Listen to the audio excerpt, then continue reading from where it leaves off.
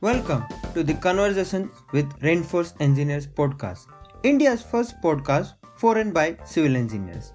Join us on our journey to simplify and bring you experiences straight from the industry. This is your host Padmadev Joshi along with the co-host Gokulji Kumar and E.S. Krishnaram. So let's jump right into it. Greetings on the occasion of Independence Day. While India is celebrating its freedom and courage of great warriors, leaders, doctors, scientists, and all fellow Indians, we bring you a podcast episode on cycling, freedom to transport. We thank all of you for such a warm response and support throughout the journey. We have already completed a month of recording since we began on 11th of July. On the occasion of Independence Day, we decided to invite our first guest speaker, Mr. Rahul Dagli. We used to call him #Rada himself. He's a good friend, civil engineer, transportation planner, GI specialist, cyclist, dancer, and a full-time gamer. So this is not just all. He's also a rider provider of our group. Am I correct, Rahul? Yes, certainly. So this was for informal introduction. Rahul, can you introduce yourself first? Sure. So my name is Rahul Dagli, and for a short formal introduction, I can say that I am Rahul Dagli, and I got my bachelor's from civil engineering from CEPT University. Throughout my journey at CEPT University, I found myself constantly trying to think more about transportation. So even for my undergraduate degree, I actually interned on the construction of Bangalore Metro Rail. At that project as well, my interest drew towards why we decided to build a metro project rather than studying the actual process to build the project. So that's where my inclination towards transportation and transportation planning first started. And after that, I also had the opportunity to take a summer school from CEPT. And when I went to Brussels and Berlin and really studied the cycling infrastructure that they had and the public bike share system that they used and what differences they had. And I can say that those two experiences really drew me to my transportation calling, sort of. So after that, I decided to get my master's in city planning from Rutgers University. And in the 2 years, I majorly focused on transportation with a sort of secondary focus on GIS. I think that's enough for a formal introduction. True, Rahul. If we try to correlate why Rahul was so associated with the GIS software or transportation for a reason, we were conducting a survey in college days. If you remember the highway engineering course, we were supposed to present a origin destination survey, and we had nothing actually to present in front of our faculty members. It was our final presentation.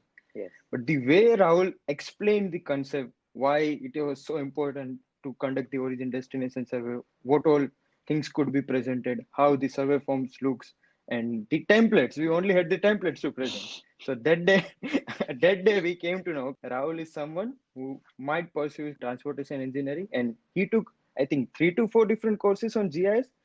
I still can't put anything more than trees on GIS map. So yeah, a little bit of more background on that instead. I think it was for a project in our final year, where we had to project or some other class where we had to present on a specific topic on the project we chose, and our team chose the metro project, right? We chose Bangalore. We chose Bangalore Metro, yes. And I was supposed to present on why Bangalore Metro decided a specific alignment for their metro, and all I had till the end day was their actual methodology was why they had decided. And what I did was I just cut up the maps from the reports and explained the process of how it was done. And because engineers don't understand what planners do, our faculty was not aware of what was going on, and what I was presenting was actually exactly what was in the report and nothing else, and no other information was presented. But the way I presented it was from a planner's perspective, and I guess that's why we got away with it. We got lucky that day. Yep. So Rahul, you also gave us one more opportunity to interact with you. I think you should definitely podcast on Metro Rail also. So Sure. stay tuned, guys. You'll be definitely joining us back. Sure. That's my secondary interest. Yeah. We always wanted to do this cycling episode. We Hmm. discuss what 2 hours, 3 hours during the night. I used to call Rahul and he'll be like explaining me the process. And Hmm. that's how it all started. So Hmm. finally we are here. Just to have a kickstart, I conducted a poll survey on Instagram and LinkedIn. And surprisingly, there are only two people who asked why we need to cycle. And one of them was Rahul Dagli himself. So I think that is a good way to start podcast today. The answer was sort of sarcastic, but when you mention cycling to anybody in India, that would be the response. I mean, when you put up a poll on Instagram, it's sort of biased towards the kind of people who follow you and you have a similar liking. And we are a certain age group. And when if you go to city official and ask them, why aren't we developing cycling, we'll be like, why cycling? And that's kind of what I was trying to say through that answer. I remember going to one of our faculties at CEPT University after I had come back from my summer school. You remember Anil Sheth, right? Yeah. And so I went to her, and she used to teach us highway engineering, and I found her to be pretty progressive in terms of her transportation views. But when I said, I really think cycling can have a future in Ahmedabad, she literally laughed at me and like, "Are you kidding me? Do you know our weather? Do you know how hot it gets in the summer?" And I was like, okay, you're missing the point. You're not considering the opportunity. We engineers tend to focus more on numbers and thinking more about how many cars we can get through an intersection in a minute or something, but we don't focus on how we can get more people through. We focus on how we can get more cars through, and that's not the same. Yeah, that's very true, Rahul. Yep. That is where we as a system fail. Like we Yep. design our roads for the cars and not for the people. Yep. But the funny story over here is like we had 5 blocks away a cycling stand in our campus. I Yep. think five to 10 blocks. We never Hmm. used it, but A little bit on yeah, me as well. I've never actually, I mean, I had a cycle when I was a kid, but I've never cycled as an adult in Ahmedabad as a purpose of transportation. So I preach transportation and I believe cycling is the future, but I haven't done it myself. So there is a problem there, and we will address that we will address that in the podcast, I feel. now coming to the next question, Rahul. Hmm. As you clearly mentioned that cycling is here since decades now. Hmm. So, what is different after this lockdown, after this COVID-19 scenario? Why people are so much behind cycling? And if you talk about Indian scenario, for other cities like London, what London is practicing, what cities in France is practicing, or Hmm. even I recently see story on Instagram that the New York Times Square was entirely filled with cycles. Hmm. But the purpose of which they are cycling is quite different. They are using cycling for work, and for India it is now more like a sport. What is your Yeah. take on that? So I feel if we all look at our history, humans as a whole, we had cycles before we had cars. If you look at all the olden European streets, they're not designed for cars. They're designed for pedestrians, they're designed for horse carriages maybe, and then they're designed for cycles. I mean, they're not even designed for cycles. I would say they're more designed for horse carriages and for pedestrians, but cycles can easily be used on those streets. So I feel that since we got cars and we saw the creation of a car, the invention of a car wasn't a small achievement. It was a huge achievement. You have the safety you have safety inside a car, you have cover from, heat, sunlight, snow, rain, everything. We have to value the invention of a car, but this is a different society we live in from when we first invented a car. We need to come up with alternatives to solve the problem of, I would say the problem is not traffic, the problem is that we want to get from point A to point B, and we know that cars aren't the most efficient way to get the most number of people from point A to point B. That's where I feel we've diverged a bit and we've lost our touch with our cycle. Like we lost our inclinations to use cycles as a mode of transportation since we've got cars and they're just so much better than everything else we've ever created in terms of personal mobility that we can't move back to cycles. Another thing that I feel is that you look at the streets we have in India, right? We have like majority of the people are still walking or cycling, but our roads are just made for cars. Our sidewalks literally don't exist. They're either too high or have cars parked on them or have chai walas and pani puri walas standing on them.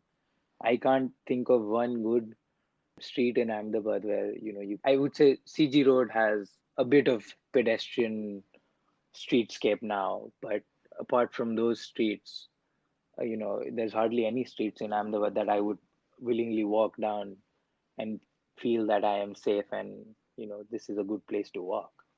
And the places we like to walk, the times we like to walk are in the early morning or late evenings when there are less cars on the road, which kind of shows us that, we've created roads for cars and we don't feel safe when there are cars on the road. We don't feel safe walking when there are cars on the road. So yeah. And what other question did you ask me? Yeah, in American cities, due to the like in American or in foreign cities, what impact COVID has had on them? I speak specifically more for New York City since I used to live close to it. I would say that in New York City, what happened was that there's huge subway ridership. Subway meaning being the metro rail or the underground metro in New York City. The New York City subway has huge riderships, like about, I don't know the actual numbers, but from my estimates, it's about 10% of the people use cars for means of transportation, whereas 80% or 85% would probably be in the subways. These are my assumptions. I don't know the actual numbers.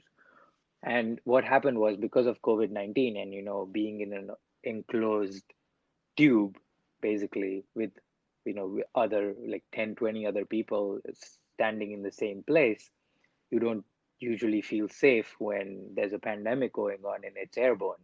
So people just stopped using the subways, but people don't own cars in New York City. People don't have parking spaces in New York City. So they just can't get cars in a day. So the easiest option was to shift to cycling.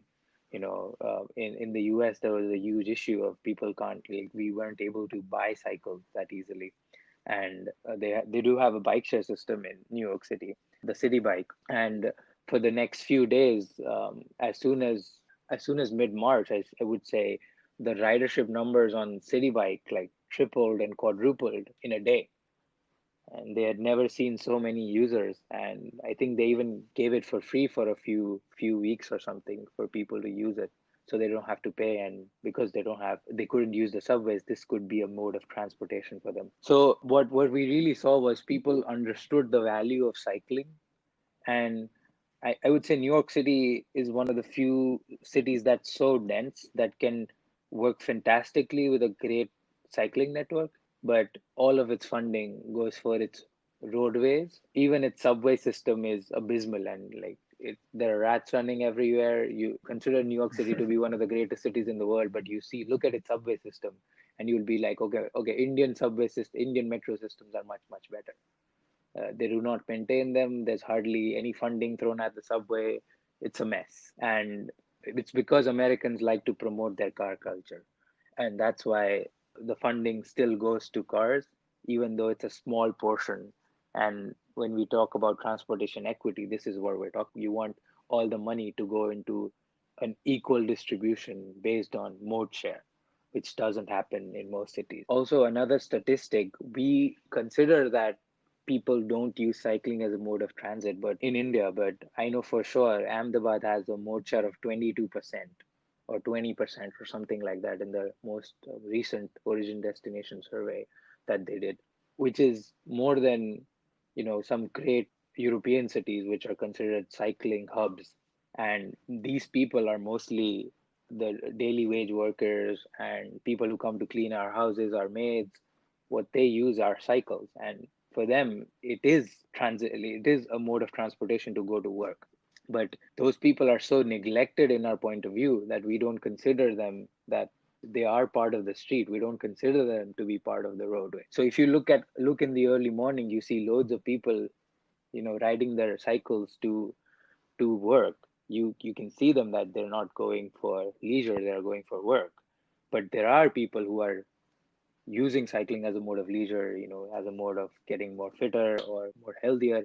But I would certainly say that we neglect the amount of people that are cycling on Indian streets, and we are only adept to looking at the cars on the street and the traffic that we see in the cars. Also, in terms of other European cities, I know that Brussels has a really good incentive program for employers. So if I'm working for a company in Brussels, they would pay me to ride, cycle to work every day, which is a great way to incentivize people to shift to cycling. And with that, Brussels also has great cycling infrastructure. Not in like it doesn't. Its cycling infrastructure isn't as good as cities like Amsterdam or Delft or like Dutch cycling standards, but by Indian standard, it looks like Wonderland in terms of a cyclist. Yeah. I think it would be very wrong to compare with the Amsterdam. I think Amsterdam will be the next Bible for cycling. Yeah. Another good fact I know about Netherlands is that they didn't have the cycling infrastructure they had, about they have right now, a few decades ago. What they had a similar situation to America and India, kind of. They had a lot of highways and a lot of roads, and they were all made for cars. After World War II, most of the Netherlands was destroyed, and they had to rebuild. And to rebuild that, they made highways to, highways were for the army, for developing infrastructure, for funneling money into the economy. It's a great way to funnel money into the system. And so that's what it was for Netherlands. And that's why they had a lot of highways. But at some point, the citizens of Netherlands decided that, they had huge amount of car crashes, and I think you can look it up on in the internet that they had crazy number of car deaths in a particular year, and after that, a few years later, they decided that no, okay, no more, we can't have so many car deaths, and that's when they decided, okay, what else can we go to? And that's when they decided that we have to develop cycling because it's safer, it has less deaths, and that's when we can achieve zero deaths for transportation. Yes, Rahul. So it was a long journey for Amsterdam as well. I Hmm. think they started with the cars, they analyzed the situation. As a citizen, not only as a government, but as a citizen, they came up with the idea and now you know the city. Hmm. So while you were addressing the entire thing, you gave us a lot of more things to talk about. I remember one of the episode from Biswas special. So he Hmm. was explaining this how the sidewalks in India are discontinued. Yeah, it So disappears these out are of the nowhere. Yep. situation. Yeah, and another funny story is you said that more than 80% people travel by means of public transport in New York. But Hmm. if I talk about my city, I think hardly 10% people travel by that. True, So, true. so, so there is a huge gap, I think, in understanding this system. Hmm. Another thing is connectivity is the biggest barrier. Yep. See, if I want to start my trip from my home, first I'll be stuck if I don't have my own bicycle to ride around. Hmm. So these are few of the major challenges. But as you rightly pointed out, nearly 20 to 25% rise in cycling can be observed in cities like Surat, Ahmedabad, Rajkot, Hmm. and the change is coming up. Nearly 60 to 70% more cycles in these cities. Wow. If you talk about the incentives, I think you mentioned about they are paying people who cycle to work on a daily basis. Hmm. We can't pay these people because like nearly 70% are still cycling in India, but we don't have the infrastructure to provide them. Yep. But as a token of appreciation, the government is providing some subsidy, like you buy a cycle and you'll get 1,000 rupee deduction from the bill. So Yeah. these are some of the initiatives, but there is still lack of awareness of such things, and the main factor is the infrastructure. I What is your agree. take on that? Like, I agree. I think we had a conversation about that a few weeks ago, and I think the major problem for us is awareness. I remember that in Brussels, they have Belgium. They have this organization called Fietserbond, which basically means cycling in Dutch, and a cycling organization, something like that. What its goal was to promote cycling in that country, and that's it. That was its sole goal.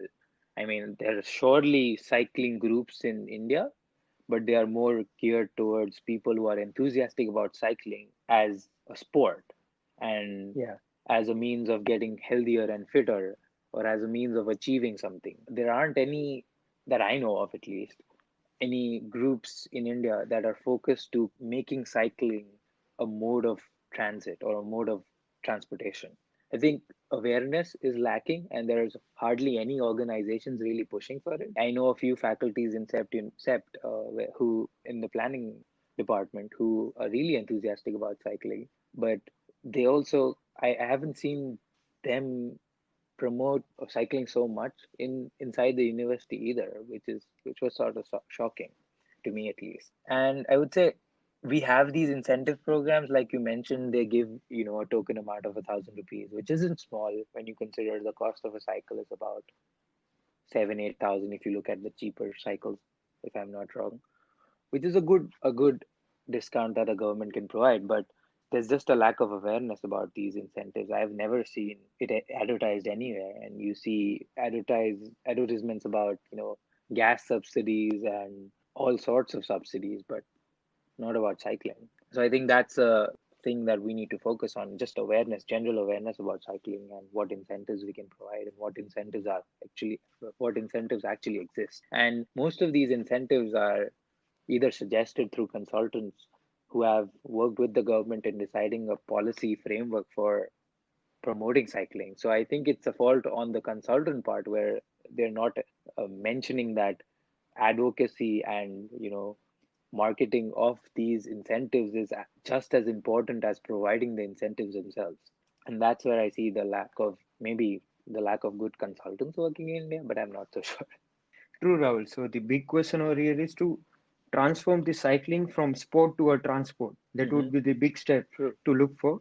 Yeah, Mhm. and if we talk about promoting from the consultant point of view, I'll try to interrupt over here. I recently started working with a consultant, like when it comes to the marketing part. But when we floated this questionnaire, we were not very sure. Like city like Surat hardly got around 2,000 responses after 15 days of floating the questionnaire. Mhm. We started floating with a very small groups, and it was like an Instagram post, and the link was in the photograph, so it is very Mm. difficult to press on the link.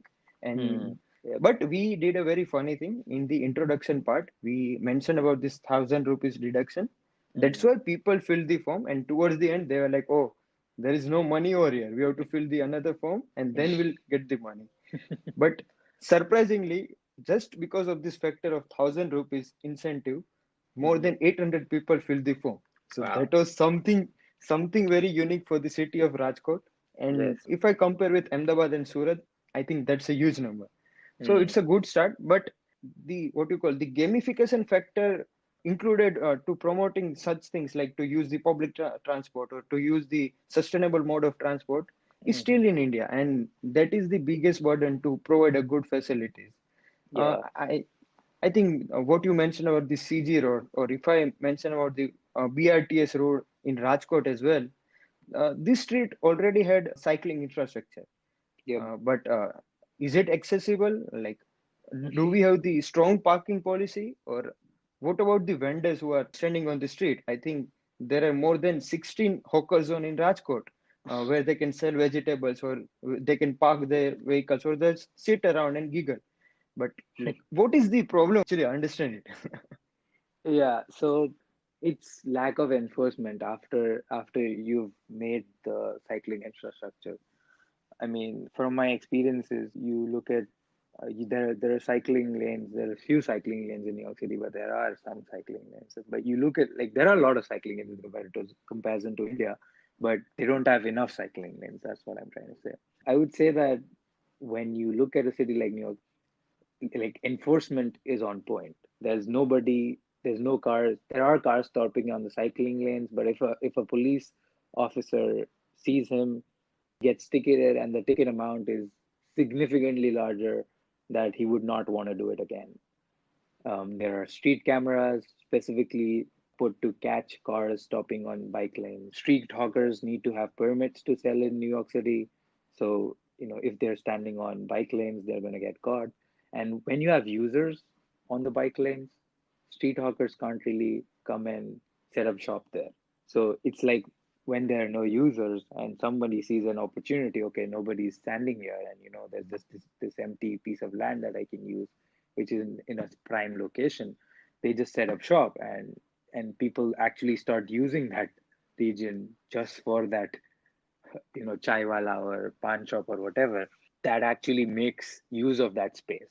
And people don't use these small sections of cycling infrastructure because it starts from nowhere and it goes nowhere.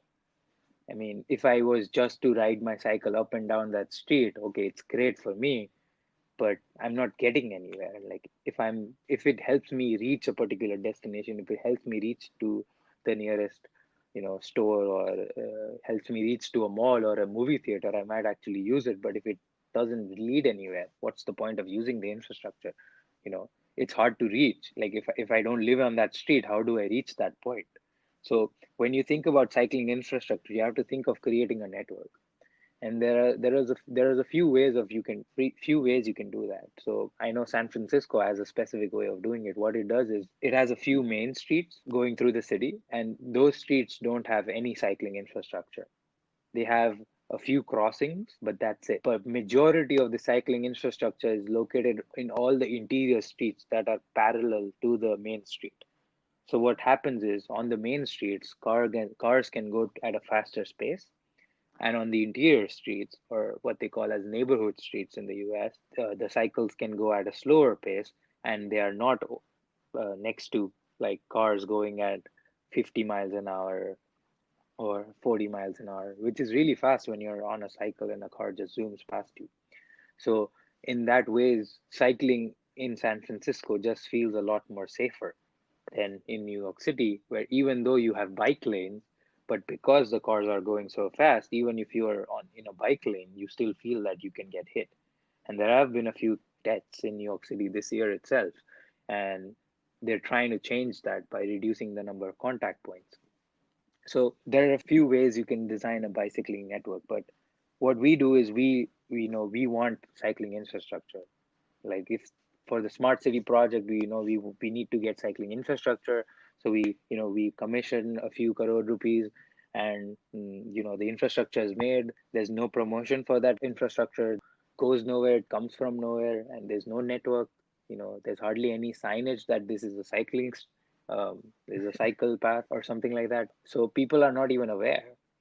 I remember I gave my driver's license exam, the online exam that we have to give for our learner's license, and there was no mention of cycling paths in the book I studied. When you want to develop a future of cycling, that's where you start from. You start from education. People need to be aware of what it is. That's when you can actually achieve it. I think I ranted I ranted for a few minutes there.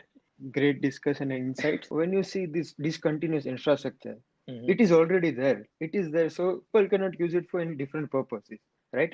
Yeah. So, what do you suggest cities to do with the same infrastructure? Can we connect it somehow? Yeah, so the metric that even American cities use is number of cycle lane kilometers or something like that, which basically measures lane mileage of cycling tracks in the city.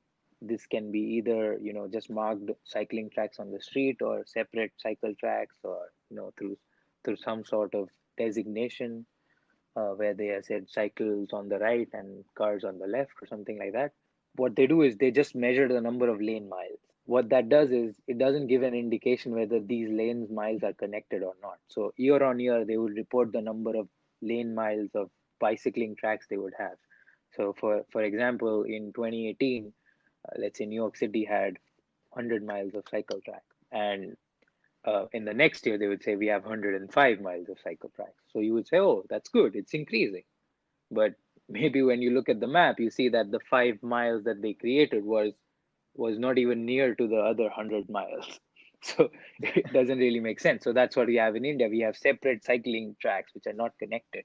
So the more important metric would be the number of connected cycling miles or cycling mileage, and how long that is, and showing a map every year in the report that we submit, either in the smart city mission, or I forgot the transportation part of it, but whatever report that the municipal corporation has to submit year on year of what has been developed, they need to mention the number of connected bike kilometers and not the number of bike lane kilometers. What that can do is we can actually know from data that, okay, these are connected kilometers and there's actually a network being made.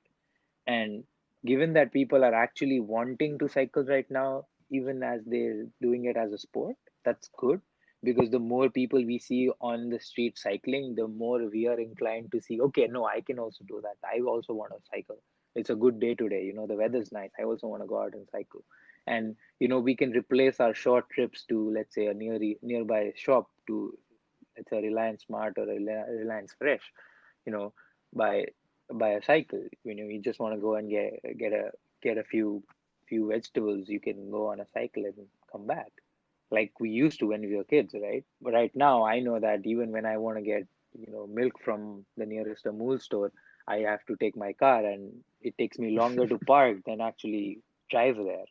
It makes sense if I go on a cycle because I don't have to worry about parking, right? I can just stop and just buy it and leave. Yeah, so that's another thing we can even by replacing the shorter trips, and even if we don't cycle to work or don't cycle to, let's say, our aunt's house, we can replace these shorter trips of buying smaller errands of just going to a nearby shop and coming back through cycling, and that can also help reduce the number of greenhouse emissions and reduce number of the amount of fuels that we use, and it can have a downward trickling effect towards everything, our health and everything else. Yes, Rahul, I think that would be the effective promoting motto for Indian cities. Like you make your neighborhood cyclable within 15 minutes of Yeah. pockets or something like that. Yeah. Yep, yep.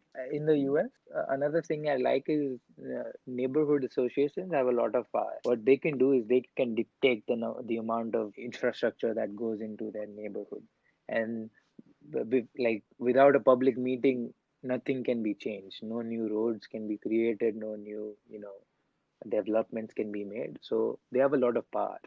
So what that leads to is when you know that there's going to be a big building down the street, there's going to be a lot like near my house, there's going to be a mall just behind my house, and that's going to have huge traffic implications, huge transportation implications on the streets nearby.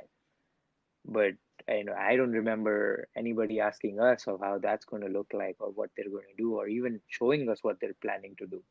And involving the public in this kind of a process can really be helpful, because even if you are city officials, you might not know that area that as well as the residents themselves. There are certain pain points that only the users can feel. Like I asked you, right? You were using a particular street in Rajkot for cycling, and you could Yes. see the pain points when you actually used it. Even the consultants you talk to don't see that, even though they are more adept to focusing on cycling infrastructure, even though they're designers or engineers, they don't see that. Only the users see the actual pain point. So involving the public in this process is really important. And it's a requirement in most developed countries. And I think it should be in India too. The way we conduct it can be different, but we need to have some form of public involvement in our projects as well. I think definitely with the help of smart cities, they should come up with the initiatives like Yep. to conduct a pilot survey, more focus on the focus group interviews. Like they can just use this space, visualize it. I think even there are few consultants in India, like ITDP India, they Hmm. are interacting with the kids just to understand are the Yeah. streets safer for for them or not. So Yep. the changes are coming, but still it is on the paper. I think it will take another 5-10 years for the implementation. That is a huge time, but we'll have Mm. to wait for it. So Rahul, we are talking about these concepts. You introduced me to these terms. It's called complete streets, Yeah. street diets, and the parking policy. With the smart city, the government is implementing some of the aspects of complete street. Like the street is designed for everyone. It designated car lanes, designated bike lanes. Even they have the sidewalks and the cycle tracks. Hmm. But when we think about the street diets, it becomes very difficult to visualize. How can we do it in India, considering the parking policy is a big failure? So, what is your take on that? I think the way we use our streets needs a complete overhaul. I mean, you look at our streets, we don't design intersections at 90-degree angles. That's the norm in other countries. Our streets our intersections can have turns inside the intersections. I, I mean, you look at some of the intersections on Ahmedabad, like what were we thinking when we decided to put a road through here? And crazy the kind of roads we have. We have our intersections. We can't make them like intersection, kind of like the intersection we have in Netherlands or even the US, because they're not set up that way. They're set up at angles which we don't know how to work with. We require a separate street design and intersection design guideline for our cities, considering the baseline, considering what our intersections are and what they could be and how we can achieve that. I am not an expert on that, and I have no clue how to do that. But but I'm sure we can find some consultant who would be able to design that. But it's about the government supporting that kind of a project as well. They need to understand that this is the way we need to move forward in. Sometimes we look at intersections and you see you don't know where the cars are coming from. We don't know where to go. There are two right lanes and two left lanes and two straight lanes. How did we end up with such a street, right? And when you want to talk about complete streets, yeah, right, you want a cycle lane to go six different ways. You look at Commerce Chaurasta in Ahmedabad, which is right next to Sept University. It has a circle, then it has another adjacent circle, and it has about how much? One, two, three, four, five, six, seven different ways you can turn into. Six different ways, since it's a six, but I would consider seven because there are two diverging paths at one end as well. So you don't know how would you pass six bike lanes through that? Six, like how would you take a bike lane and make it go six different ways without it coming in contact with all the other car lanes and all the other pedestrians? To give a bit of a brief about complete street is basically to make sure that all modes of travel, walking, biking, skateboarding, not skateboarding, but walking, biking, transit, buses, trains, cars, whatever is on that street has enough space and enough mobility that you can do it without feeling that you can't, without feeling unsafe. So you want all of these modes to be smooth and free. But you look at these intersections, it's impossible. All you can do is make a grid on it and say this is a multi-use path, and everyone who uses it has to use it with caution. But you know that cautious speed for a car is still a lot higher than a cautious speed for somebody walking and cautious speed for somebody cycling. And that's why in India, when you cross the street, you don't look just in the direction of traffic, you look both ways because you don't know where something is coming from. And, solving, I mean, if somebody can and design an intersection where without, creating bridges and something crazy, designing that intersection again and making it safe for all modes. I mean, I don't believe that is possible with the way that intersection is. Just to sum up, it's difficult in India to apply, street design standards that we have elsewhere.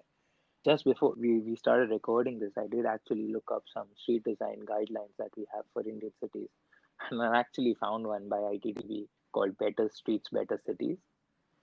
This is with the government of Gujarat, and I mean, it's a fantastic report. It was created in 2011. I don't see anything on the ground though. I mean, it was with the government, for the government. It had two consultants, not just ITDB. Let me get my sources right. It also had the Environmental Planning Collaborative. It had, different consultant. It has tons and tons of experience. And it's a fantastic report, don't get me wrong. I loved going through it. It's graphic, it's fantastic.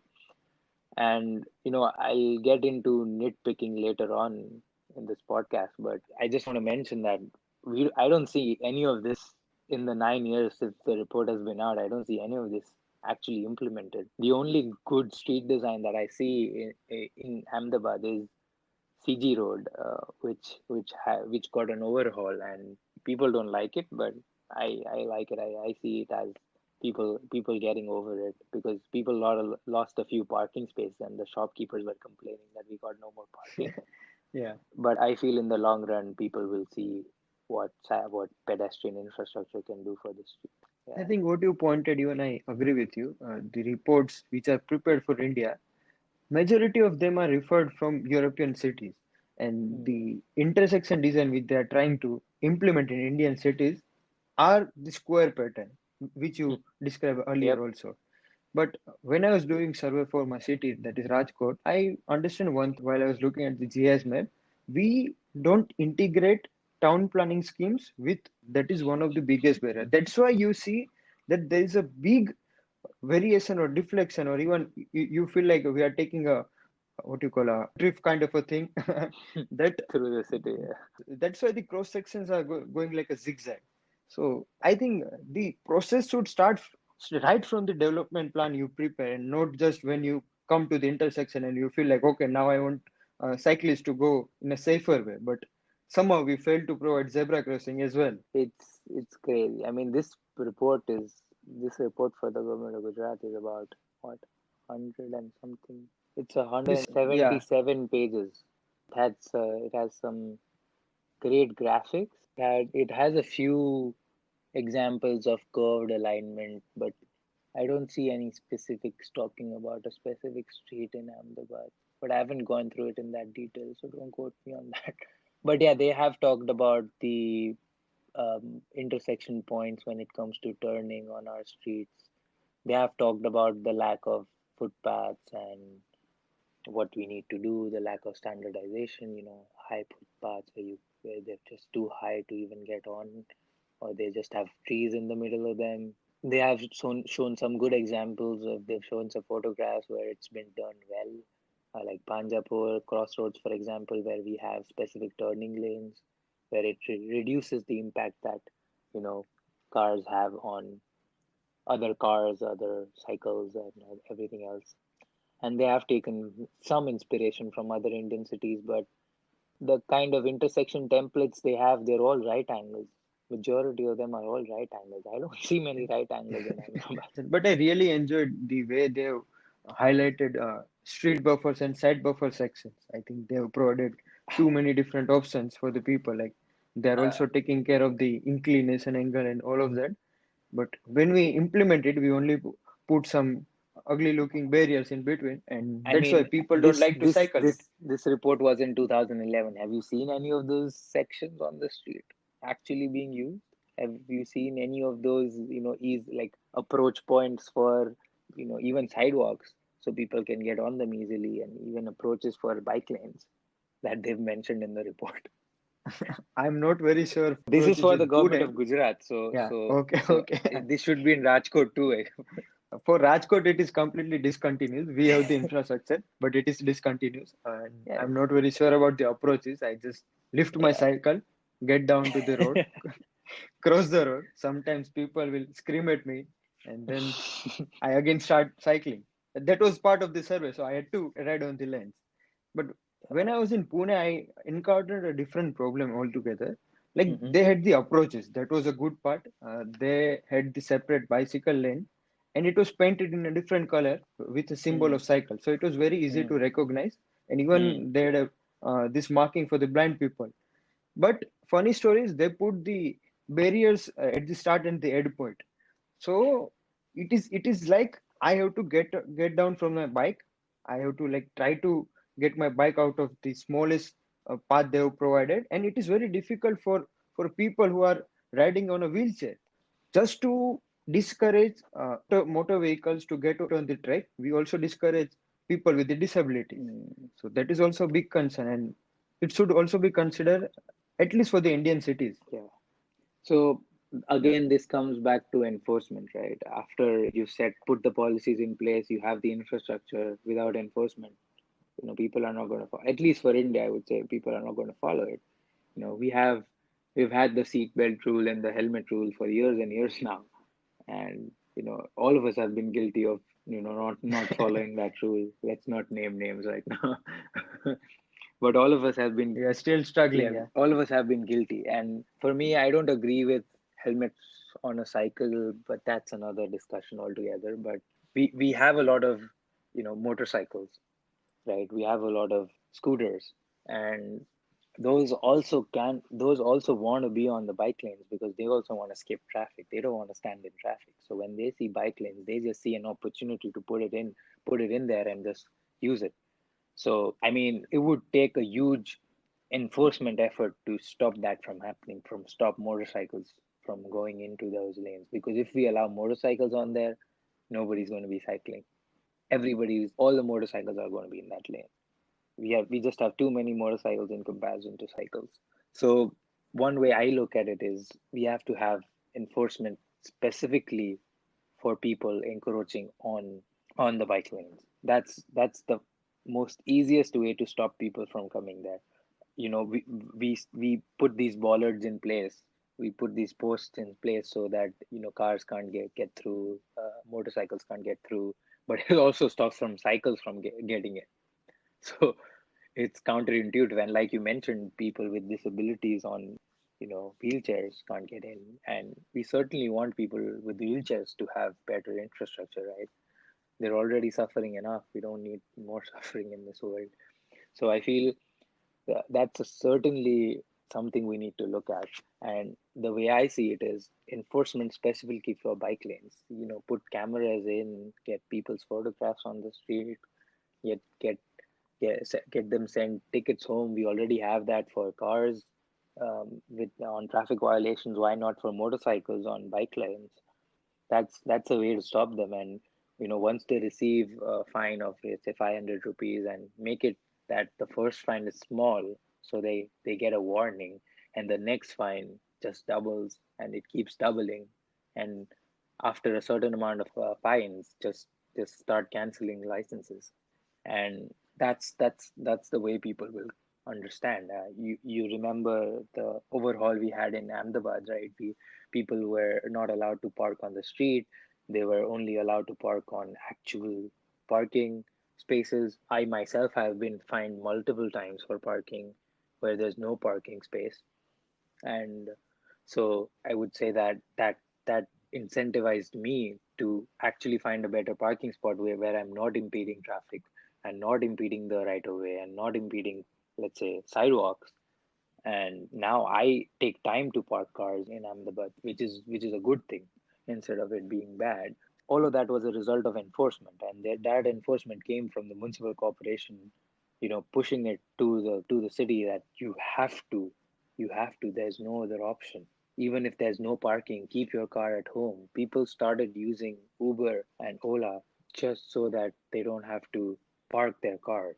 And that's what we need. People need to be incentivized to use cycles by not being able to park where they want to.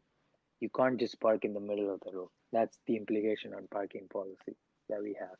Again, that was a bit of a rant, but yeah, it's true. Some concluding lines from Hmm. you. Rahul, cities like Ahmedabad, Hmm. even Rajkot, Vadodara, and Surat implemented this public bicycle sharing even before we are talking about the infrastructure. Hmm. But somehow it failed. It was there on each and every BRTS station, Hmm. even in some neighborhood areas. So why did it fail? Do you think we first need to encourage people to buy their own bicycles, and then we can implement this system?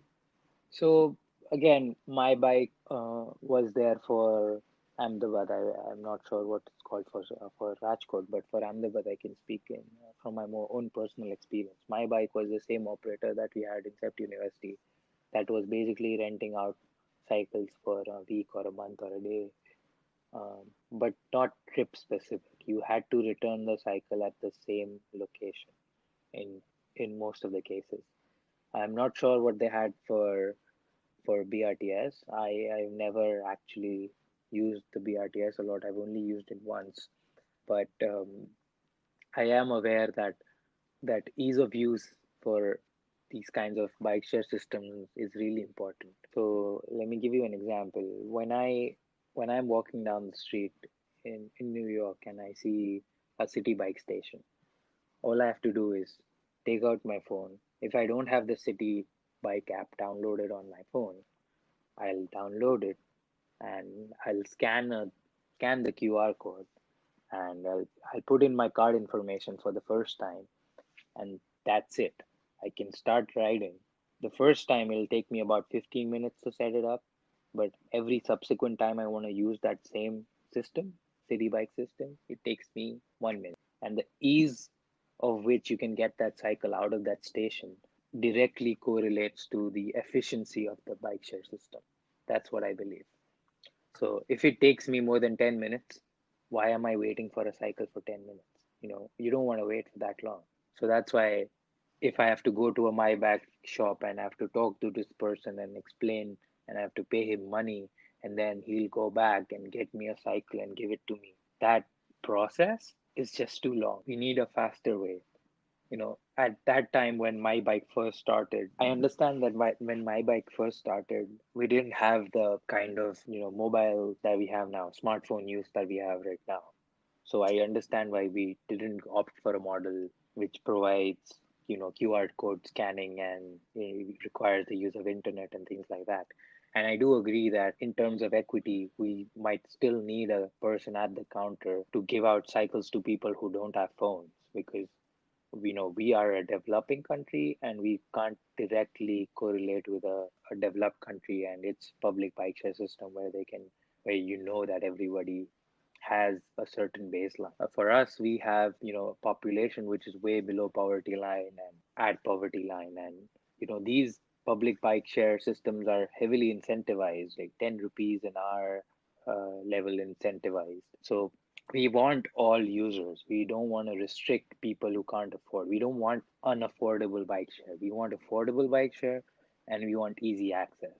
So, and equitable access. So, easy access is through QR codes. And before, we come up with a new system where this all can be handed over to smart contracts or something like that, we need to set up QR codes and set up that kind of a system, which we have right now, which we do have for my bikes now, but we didn't have it when it first started. And I don't think now the my back. Do you know that do my bike still exist on BRT Yes, yes. in Ahmedabad? Yes, it is operational. Oh, Yeah, it is it's still operational, but operational. I'm not sure If there's what is the ridership yeah. count right now. Yeah. So I haven't seen a lot of people um, use that, but I'm not so sure. So what I agree, what is needed is that we need easy access to these systems, but we also want equitable access. So we might still need a person to stand there and give it, but that person has to understand that he's only there to serve people who come to him and not serve everybody who's trying to cycle. We've been aware of, security guards of constantly bugging us of what we have to do in life, and we don't need more people like that telling us, no, you have to take that cycle, you can't take that one or that one because he's just there managing it. So there has to be specific training for these people, and we need good operators. And I think that's a potential industry that cities can expand into. I done well, a public bike share system can be fantastic, and I've seen that in Berlin where they've integrated it really well with the metro system and the public transit system, and they have a semi dockless system where you can just put the cycle on the street anywhere, but that can be done in Berlin because they have sidewalks everywhere. They have footpaths everywhere. They have places where you can keep the cycle and it won't impede the people walking, which we don't have in India. We don't even have sidewalks. So we can't really go for a system where there is no docks. We have to have docks. Or we have a complete overhaul. So it's kind of a mess, but it's possible, I think. I think you had a good example of the Pune bike share system, right? Do you want to share that? Yeah, the story was quite similar what my bike did. Hmm. There were two different agencies working. I remember one of them. App was integrated with the Zoom car app, so it was very easy. Hmm. During the weekend, we used to rent a car, and during the week, we used to rent a cycle, Hmm. and it was costing only around 3 rupees per hour, I guess. So that was very cheap, and it was available after every 5 kilometer distance. So they tried to cover each and every corridor, Yep. but few of the issues were related to training of the professionals who are putting their bike on the stations. Like it was not well maintained. Hmm. Sometimes the seat was not very adjustable, Yeah. and the experience is not quite what you think of doing. Yeah, we are not paying the hefty amount for it. It was only 3 rupees per hour, but still, if I have to travel somewhere around 10 kilometers, I might not be able to do it with the same bike. Yeah. So I think with this cycles for change challenge, they are also emphasizing on training these professionals and even starting the repair and maintenance campaigns on Sunday, Hmm. where these people will be coming on the central parks or the race course grounds, and they will be helping these people with the basic maintenance for free. Government will be paying the charges. Hmm. So more such initiatives will be taking place in the coming days, and I think that would be the positive message passing on in the industry, because currently when I try to bike around my city, the first concern is, do I have the enough air in my tires? Is it nicely oiled? Where do I take it for the maintenance part? Because there is 2 months long queue, so that doesn't Wow. make any sense. Like Yeah. you just imagine, I just went to a store and I said, okay, I want to do a basic maintenance. They said, you keep the bike, you can collect it after 2 months. So it doesn't make any sense. Hmm. But it's a long way ahead. Yeah. That's true. I've heard a lot about Pune, so I feel Pune is one of the cities that can really do it well if done right. But the fact that you mentioned maintenance in public bike share, that's a big concern everywhere in the world. Even the bike share system in Brussels, yeah, even that system wasn't well maintained, and that's why it didn't have as many users as the next bike system in Berlin. So yeah, there is an issue about maintenance everywhere in the world for bike share, and it's like unless the operator is really incentivized and really owns the cycles, he doesn't really care about maintaining them. But what we need to look at is these bikes, even though they're heavily government subsidized, they can be a great opportunity for putting, advertising on them. Like I know that City Bike is called City Bike because Citibank gave money to put their name on their bike share system, on the bike share system, and they operated it for a few years before it got sold to Lyft. But it's still called City Bike, and it still has the symbol of Citibank on it. And in the financial space, that's sort of good advertising for them, because I've called it City Bike on this podcast, and it's going to reach people from various backgrounds. Just having your name on a bike share system can give you some marketing. So Definitely. so that's an avenue we can expand in as well. Maybe Reliance Bike is coming next. Geo Bike. We never know. Yep. So, Rahul, before we say goodbye to you, Mhm. we all know you as a GI specialist. So, we definitely would like to have some encouraging words from you and how it has changed your life since you started giggling around that.